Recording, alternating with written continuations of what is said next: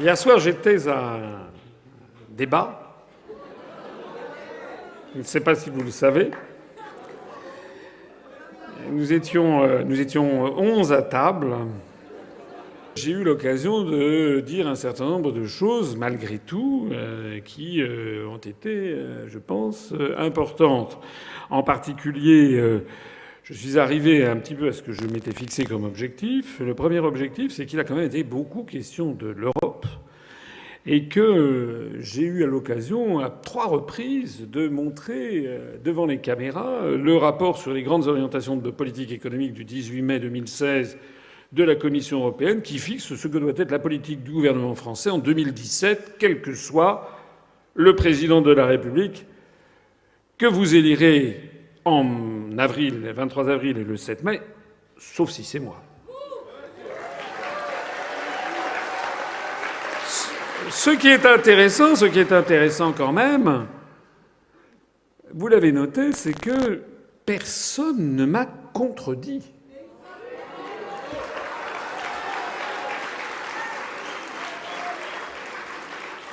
C'est tombé dans un silence de cathédrale. Une fois, 2 fois, 3 fois. Et donc, en revanche, ce qu'il faut savoir, c'est que pendant la nuit, on a eu des milliers de connexions, des pointes à 1800 connexions. Même encore à 3 heures du matin, on avait 600 connexions à tout instant sur notre site de gens qui allaient consulter le rapport sur les grandes orientations de politique économique sur le site upr.fr. Et ça continue aujourd'hui, d'ailleurs, avec des gens qui découvrent l'UPR, qui découvrent ces analyses. Donc ça, c'est un premier point, et je vais marteler, je vous invite à marteler aussi autour de vous, en tout cas ceux d'entre vous qui sont d'accord avec moi, puisque cette réunion est ouverte à tout public, donc il y a aussi peut-être des gens qui ne sont pas d'accord. Mais je vous invite à vous renseigner sur ce rapport et puis à le faire connaître autour de vous, puisque, semble-t-il, les médias ont décidé de ne jamais en parler aux Français. Donc il faut bien que quelqu'un en parle aux Français, n'est-ce pas ? La deuxième chose que j'ai notée, c'est que ils étaient gênés vis-à-vis de moi. Lorsque j'ai attaqué M. Fillon sur le fait que son parti politique est en faillite, ils ont 67 millions d'euros de dettes, les Républicains, et une situation de fonds propres de moins 29 millions d'euros, ça veut dire qu'ils sont en faillite, ça veut dire qu'ils ne peuvent exister que parce que des banques, en permanence, font des crédits revolving aux Républicains. Quand je lui ai fait remarquer ça en disant que c'était quand même un peu fort de café qu'après ils prennent la pose du grand gestionnaire qui va redresser les finances de la France alors qu'il n'est même pas capable de gérer sa boutique. Vous vous rappelez ce qu'il a dit ? Il a dit « Ah oui, mais c'est pas moi, c'est pas de ma faute, c'est pas moi qui m'en occupais. » Je ne suis pas responsable des Républicains, monsieur. Je voudrais signaler... Je n'ai jamais été... J'ai essayé, mais j'ai pas réussi à être élu. Très bien. Ça vous donne d'ailleurs une bonne image de la solidarité qu'il y a au sein de ce mouvement politique.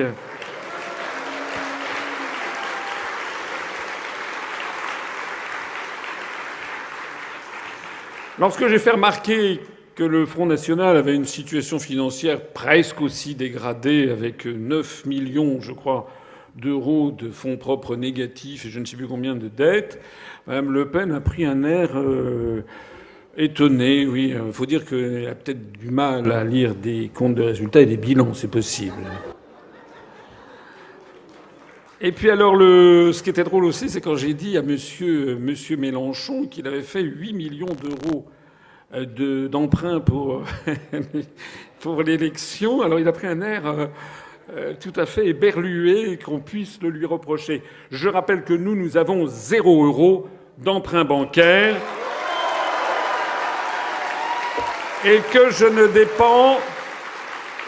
dépends pour cette campagne que de vous, que de votre générosité.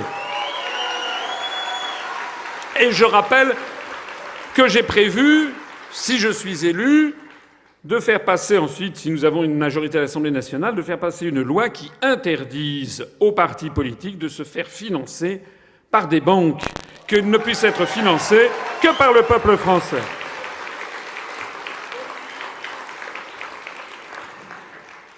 Eh bien, une troisième chose qui a été importante aussi, c'est que finalement, eh bien, les masques sont tombés. C'est-à-dire que, à la fin des fins, lors de ma péroraison finale, comme on dit, dans un discours, eh bien, il a été clair pour tout le monde qu'autour de la table, parmi les 11 candidats, j'étais le seul candidat qui propose de sortir de l'Union européenne par l'article 50 dès mon accession au pouvoir, puisque Madame Le Pen, qui maintenant reporte la sortie éventuelle de l'euro aux élections allemandes, puis aux élections italiennes de 2018, peut-être même aux élections au Guatemala en 2021, eh bien, tout ceci fait que désormais, ça reporte au moins d'un an, 1 an et demi, la sortie de l'euro.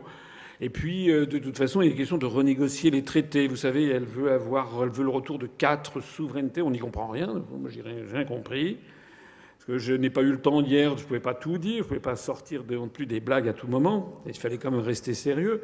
Et vous savez, il y a un joli proverbe turc qui dit « on n'est pas un peu enceinte ». Une femme, elle est enceinte ou elle ne l'est pas. Ben, c'est pareil pour un État. On n'est pas un peu souverain. Voilà. Donc Mme Le Pen, elle veut récupérer 4 éléments de souveraineté. Mais ça veut dire quoi, ça? Un peuple, il est souverain ou il ne l'est pas. Monsieur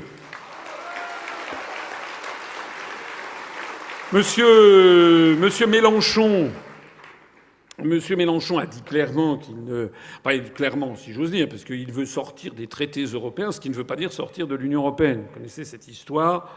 C'est comme si on disait, je sais pas, ah oui, dans un couple qui ne s'entend plus, oui, j'en peux plus de ce mariage, je veux sortir de ce mariage. Alors vous dites, si vous avez un copain qui s'est marié puis qui a fait un mauvais mariage, ou s'il n'entend pas avec sa conjointe et qui dit, je n'en peux plus de ce mariage, je veux sortir de ce mariage, vous dites, ben... je vais te donner le nom l'adresse de mon avocat qui va t'aider à divorcer. Ah non, il n'en est pas question. Voilà. Ça, c'est M. Mélenchon.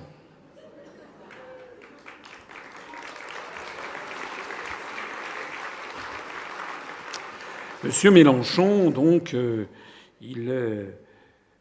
en fait, on n'y comprend rien non plus, d'ailleurs. Son plan A, son plan B, son plan... Il va finir par se planter. Alors, il y a aussi M. Dupont-Aignan. M. Dupont-Aignan, lui, il était à côté, il a expliqué à un moment qu'il allait récupérer les 9 millions d'euros de plus qu'on donnait à l'Union européenne par rapport à ce que l'on reçoit. Ça veut dire que M. Dupont-Aignan, comme les autres, a écouté mes conférences. Parce qu'il y a 5 ans, il n'avait pas les chiffres en tête. Bon. Parce que tout le monde vient copier mes conférences. Finalement, c'est quand même un hommage du vice à la vertu.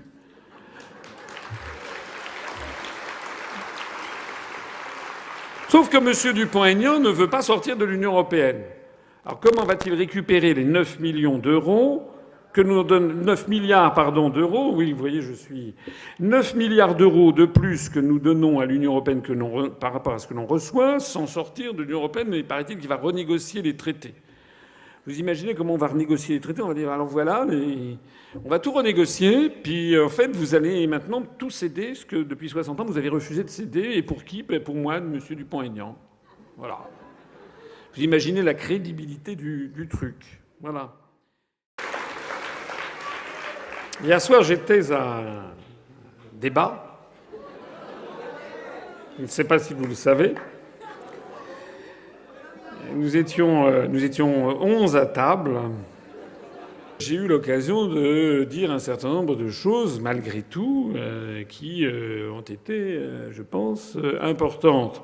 En particulier, je suis arrivé un petit peu à ce que je m'étais fixé comme objectif. Le premier objectif, c'est qu'il a quand même été beaucoup question de l'Europe et que j'ai eu à l'occasion, à 3 reprises, de montrer devant les caméras le rapport sur les grandes orientations de politique économique du 18 mai 2016 de la Commission européenne qui fixe ce que doit être la politique du gouvernement français en 2017, quel que soit le président de la République que vous élirez en avril, le 23 avril et le 7 mai, sauf si c'est moi. Ce qui est intéressant quand même, vous l'avez noté, c'est que personne ne m'a contredit.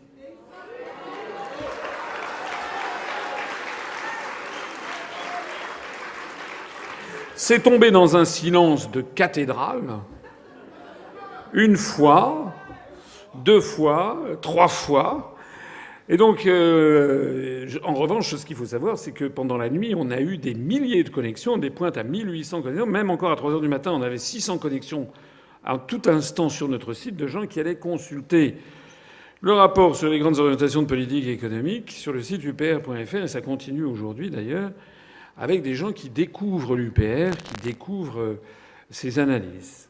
Donc ça, c'est un premier point, et je vais marteler, je vous invite à marteler aussi autour de vous, en tout cas ceux d'entre vous qui sont d'accord avec moi, puisque cette réunion est ouverte à tout public, donc il y a aussi peut-être des gens qui ne sont pas d'accord.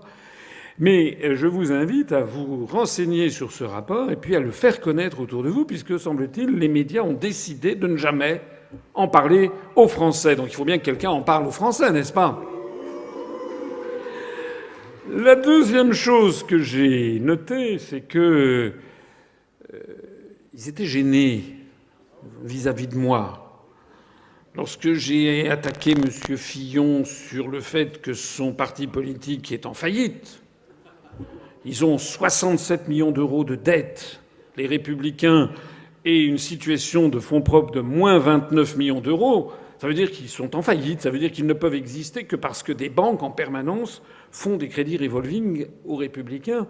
Quand je lui ai fait remarquer ça en disant que c'était quand même un peu fort de café qu'après ils prennent la pose du grand gestionnaire qui va redresser les finances de la France alors qu'il n'est même pas capable de gérer sa boutique. Vous vous rappelez ce qu'il a dit ? Il a dit « Ah oui, mais c'est pas moi, c'est pas de ma faute, c'est pas moi qui m'en occupais. » Politique dont il est responsable des Républicains, monsieur. Je voudrais signaler... J'ai essayé, mais j'ai pas réussi à être élu. Très bien. Ça vous donne d'ailleurs une bonne image de la solidarité qu'il y a au sein de ce mouvement politique.